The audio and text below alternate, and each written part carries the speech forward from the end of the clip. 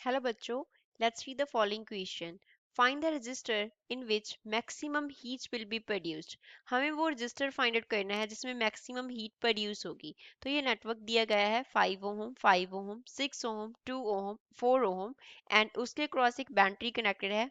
First of all, we will talk about the key concept. Key concept क्या है? तो question में बात हो रही है हीट प्रोड्यूस्ड की. हीट प्रोड्यूस्ड की. तो हीट प्रोड्यूस्ड को अगर हम एच से डिनोट करें तो इसका फॉर्मूला होता है आई स्क्वायर आर के इक्वल, और इसको हम क्या लिख सकते हैं वी स्क्वायर अपॉन आर के इक्वल, क्योंकि V is equals to I R होता है ओहम्स के लॉ के अकॉर्डिंग. तो ये दोनों रिलेशन होते हैं हीट प्रोड्यूस्ड के. अब मूव करते हैं फिगर पे. फिगर में जो 5 ओहम है, 6 ओहम है, 2 ओहम है, ये तीनों क्या है एक दूसरे के साथ पैरेलल हैं, तो इनमें वोल्टेज क्या होगा सेम होगा. सिमिलरली 5 ओहम एंड 4 ओहम क्या है एक दूसरे के साथ पैरेलल में है, तो इनके क्रॉस जो रजिस्टर होगा वोल्टेज होगा वो भी क्या होगा सेम होगा.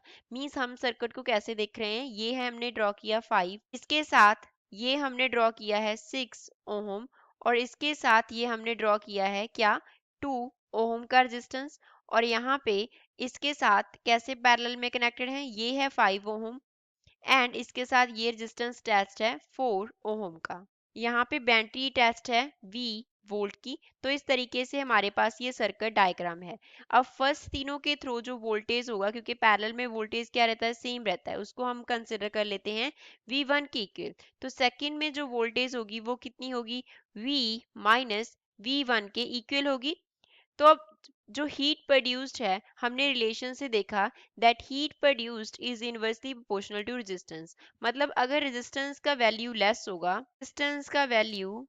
लेस होगा तो कॉरस्पॉन्डिंगली हीट प्रोड्यूस्ड जो होगा, हीट प्रोड्यूस्ड वो क्या होगा ज्यादा होगा.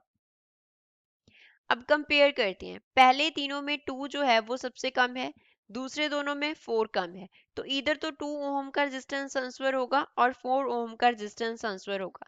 तो हमें 2 और 4 को क्या करना है, इन दोनों में हमें डिफरेंशिएट करना पड़ेगा कि 2 में होगा या 4 में होगा, वो निकालेंगे. उसके लिए अब हम निकालेंगे 2 के थ्रू और 4 के थ्रू करंट कितना फ्लो करता है.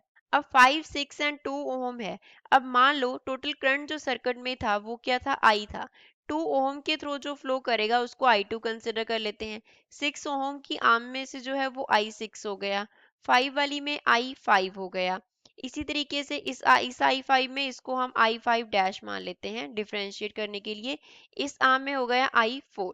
तो अगर I2, I6 एंड I5 का रेशियो निकालना हो तो पहले तो I5 को लिख कैसे सकते हैं, वोल्टेज जो है वो V1 है डिवाइड बाय 5 हो गया. सिमिलरली I6 को कैसे लिख सकते हैं, वोल्टेज V1 है हमने देखा डिवाइड बाय 6. सिमिलरली I2 को लिखना हो तो वो क्या होगा V1 अपॉन 2 की इक्वल होगा. अब रेशियो निकालते हैं. I5 का रेशियो विद I6, इसका रेशियो विद I2. तो ये क्या बन जाएगा, it will be 1/5 ratio 1/6 ratio 1/2. तो अब इसको अगर सारी को हम 30 से मल्टीप्लाई कर दे तो ये कितनी रेशो देगा, 6 रेशो 5 रेशो 15 देगा. तो ये रेशो आ रही है इन तीनों की. अब यहाँ से I2 करंट निकालते हैं. तो I2 क्या होगा, I2 के कॉरेस्पॉन्डिंग कितना नंबर आ रहा है 15 आ रहा है डिवाइड बाय रेशो में जो तीनों नंबर आ रहे हैं तीनों वो उनका क्या हो जाएगा प्लस हो जाएगा. 15 upon 6 plus 5 plus 15 multiply by क्या कर देंगे I, जो करंट सर्किट में फ्लो कर रहा है. तो इसको सॉल्व करने पे क्या मिलेगा 15 डिवाइड बाय 26 आए. तो ये वैल्यू आ गया किसका I2 का. अब इसी तरीके से हम I4 निकालेंगे.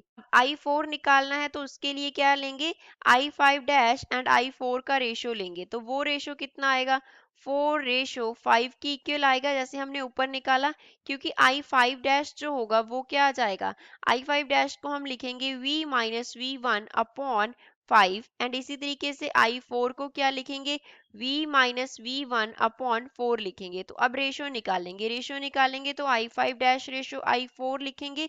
तो I5 डैश क्या है 1 अपॉन 5 रह जाएगा, क्योंकि V माइनस V1 जो है वो कैंसिल हो जाएगा, तो ये 1 अपॉन 4 आ गया. अब 20 से मल्टीप्लाई करेंगे तो क्या आएगा 4 रेशियो 5 आएगा. अब निकालना क्या था हमें 4 निकालना था। तो I4 कितना होगा? I4 के कॉरेस्पॉन्डिंग जो नंबर आ रहा है वो आ रहा है 5 डिवाइड बाय टोटल हो जाएगा, तो 5 प्लस 4 हो जाएगा इंटू आई, तो ये बनेगा 5/9 आई के इक्वल। तो I4 निकाल लिया, I2 निकाल लिया। I2 का जो वैल्यू आया that is 15/26 I, and I4 का जो वैल्यू आया दैट इज 5/9 आई के इक्वल। अब क्या निकालना है? Heat produced. पहले जो I2 के थ्रू, पहले जो H2 जो होगा 2 ओम के रेजिस्टेंस के थ्रू, वो क्या होगा?